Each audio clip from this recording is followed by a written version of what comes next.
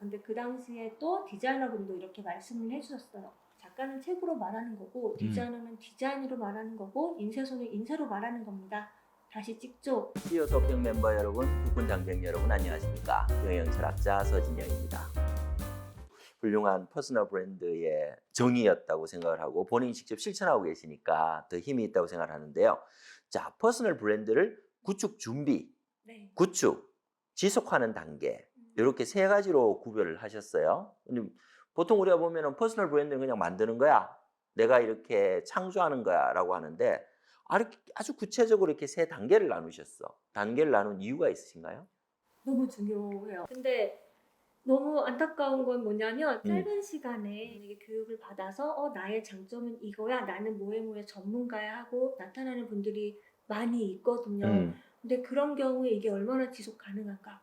우선은 내가 발견하는 부분이 제일 중요하다고 생각을 해요. 살아왔던 삶을 먼저 나열을 해보고 이 삶 속에서 내가 잘했던 것들이 뭐였는지 찾고 사람들이 나에게 원하는 게 뭔지를 알아야 그거를 또 필요로 하는 사람들이 생기는 거니까 그런 서비스를 하면서 좋아하는 일을 또 해야 행복하거든요. 그래서 좋아하는 일 했으면 좋겠고 근데 이게 구축 준비 단계에서 탄탄하게 받쳐지지 않으면 또 이게 오래가지 못하게 되니까 네, 준비 단계가 제일 또 중요하고 그 다음에는 그거를 구축할 때는 SNS에 어떻게 포지셔닝을 할 것이고 나에게 맞는 SNS 플랫폼이 뭔지도 알아야 되고 근데 이것도 사용해 봐야 아는 거거든요. 글 쓰는 게 잘 맞는 분들 그런 분들은 블로그나 인스타그램 이런 게 또 잘 맞고 말씀을 너무 잘하는데 글 쓰는 게 좀 어려운 분들은 유튜브나 영상으로 만나는 게 또 잘 맞고 그런 것들을 직접 해보면서 맞는 플랫폼 찾아서 거기에서 나의 진실한 모습을 드러내는 게 중요하다고 생각해요.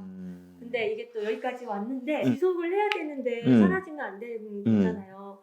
근데 브랜드를 만들었을 때 그 브랜드의 끝나는 게 브랜드가 종료되는 시점이 내 삶이 사실은 종료됐을 때 종료가 되는 거거든요. 퍼스널 브랜드는 이 부분을 좀 생각을 해주셨으면 좋겠어요. 알겠습니다. 그 구축 준비 단계 조금 더 살펴보죠. 구축 준비 단계에서 자기다움을 찾아라. 네. 이런 이야기를 하셨거든요. 아까도 이제 자신의 가치를 발견하라 이런 이야기를 하셨는데 제일 어려운 게 그러면 구축 준비 단계 같아요. 자기다움이란 게 뭘까? 그걸 찾는 방법은 뭘까? 이렇게 여쭤보고 싶네요. 그래서 처음에 교육을 오시는 분들한테 제가 살아온 연대기를 좀 써보라고 말씀을 드려요. 그때 잘했던 게 뭔지 근데 또 과거로 돌아가 보면은 지금 잘하고 있는 거랑 다를 수가 있거든요. 근데 과거의 칭찬을 기반으로 해서 지금 또 잘하고 있는 게 있고 근데 못하는 게 있는데 못하는 거에 집중해가지고 그거를 더 키운 사람도 있을 테고 저 같은 경우는 제가 못하는 부분이 이런 발표 불안증이 있었어요. 믿기지가 않네. 그래서 그거를 키워야겠다. 나는 앞에 나가서 말도 잘하고 싶은데 말주변에 너무 없으니까 너무 심장이 막 벌렁벌렁하고 근데 이런 게 저희 내성적인 성향 때문에 그렇다는 걸 저는 알고 이거를 조금 더 잘하게 만들기 위해서는 어떻게 해야 될까를 생각을 했어요. 내가 지향하고 있는 모습이 무대 위에서 있는 모습인데 그래서 그 자리를 좀 많이 만들어 봤거든요.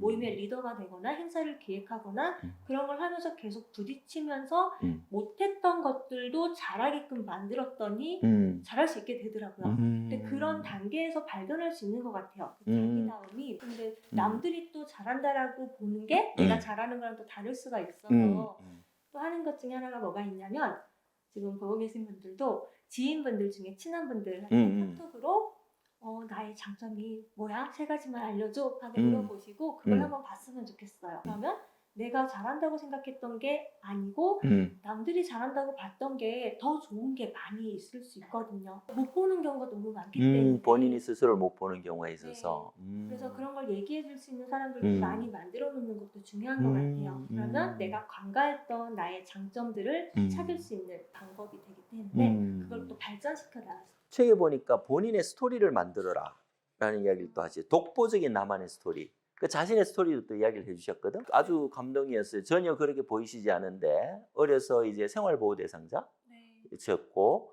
또 아버님이 또 편찮으셨고 또 20살에 본인이 아픈 걸 스스로 발견을 했고 그런 게 사실 보통 그 깨쳐나가기 굉장히 힘든 가정 환경도 그렇고 건강도 그렇고 그런데 지금을 만드셨거든. 정말 스토리가 감동이 있어요.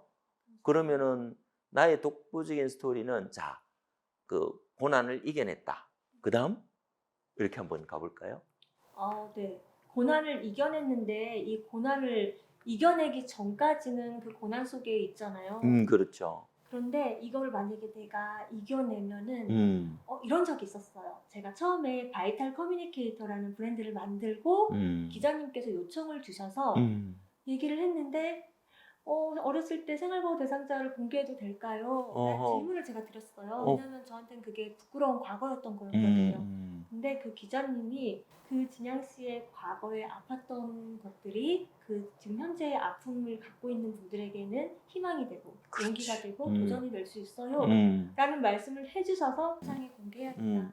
그래서 공개를 했더니 역시나 같은 아픔을 가진 분들이 거기에 호응을 많이 해주셨고 공감을 해주셨고 그렇게 또 용기를 얻어서 또 앞으로 나아갈 수 있게 되더라고요.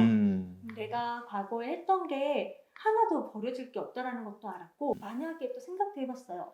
부잣집 딸이었다면 지금 이렇게 할 수 있을까? 내가 굉장히 기고만장했을 테고 어려웠기 때문에 그 현재 지금 아픔이 있는 분들한테도 내가 공감할 수 있고 그들의 아픔을 정말 여실히 알겠잖아요. 제가 해봤으니까. 그렇기 때문에 더 보듬어 줄 수 있고 소통할 수 있는 게 아닌가. 저는 저의 가장 큰 장점 중에 하나로 공감력과 소통을 꼽거든요. 아, 본인의 예. 네.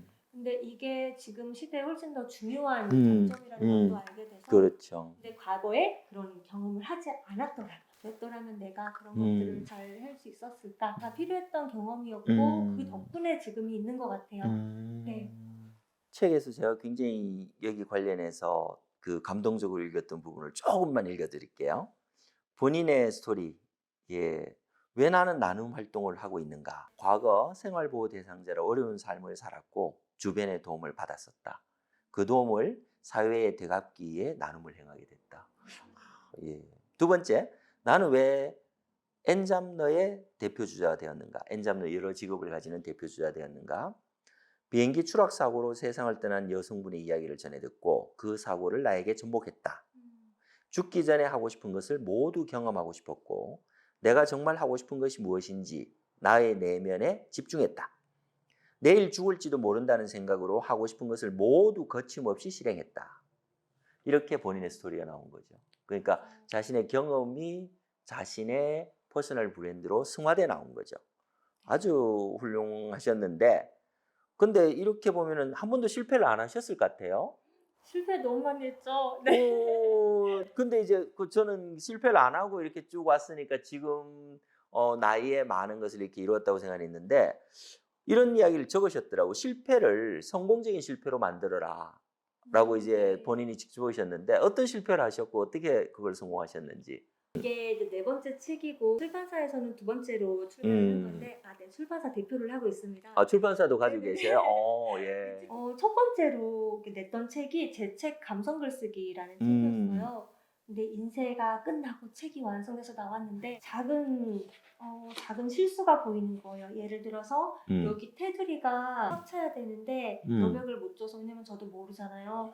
여백을 안 줬더니 여기가 하얗게 근데 이거를 봤을 때 이렇게 그냥 봐서는 티가 안 나는 건데 어떻게 보면 이것도 실수인 거고 실패인 거잖아요. 근데 이제 생각을 하게 돼요. 저보다 먼저 이제 출판사를 오래 하신 선배님들한테 여쭤봤더니 그냥 우선 1세를 소진하고 너무 이게 많은 일이 돼요. 1세 다 소진하고 2세에서 수정하면 된다라고 말씀을 해주셨고 그렇게 하는 게 맞는가라는 생각을 했는데 이 책을 정말 잘 만들고 싶었고 기대해 주시는 독자님들한테 부응하는 좋은 책 하고 싶은데 작은 흠집이 생긴 거잖아요. 근데 이거를 생각하게 됐어요. 어떻게 하는 게 맞을까? 사업가라면 당연히 조언해 주신 대로 하는 게 맞는데 마음이 안 그런 거예요. 독자분들한테 불량품을 판매할 수는 없다라는 생각이 들었고 과감하게 이제 결정을 내렸습니다. 근데 그 당시에 또 디자이너분도 이렇게 말씀을 해주셨어요.